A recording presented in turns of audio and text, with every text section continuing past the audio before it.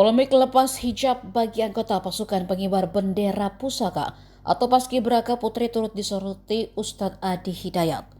Ustadz Adi Hidayat melalui tayangan unggahan akun Instagramnya mengirim pesan kritis kepada Badan Pembinaan Ideologi Pancasila. Dalam penjelasannya, Ustadz Adi Hidayat mengungkap jika jilbab memang bukanlah budaya Arab, namun hadiah terindah yang diberikan Allah Subhanahu wa Ta'ala bagi setiap perempuan muslimah untuk memberikan satu penguatan tentang kemerdekaan dirinya.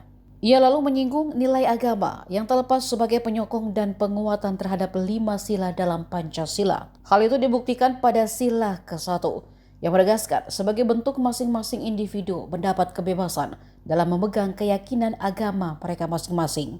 Sila pertama menjadi bukti nilai agama menguatkan kehidupan berbangsa di Indonesia. Direktur Quantum Akhyar Institute itu juga mengingatkan bahwa nilai-nilai kebangsaan dibangun dari sulaman nilai-nilai keberagamaan. Lebih jauh, Ustadz Adi Hidayat juga menaruh perhatian pada aturan anggota Paskibraka Putri yang saat latihan bisa menggunakan jilbab, namun ketika di momen sakralnya pengibaran bendera pusaka harus melepas dan seusai acara bisa mengenakan kembali.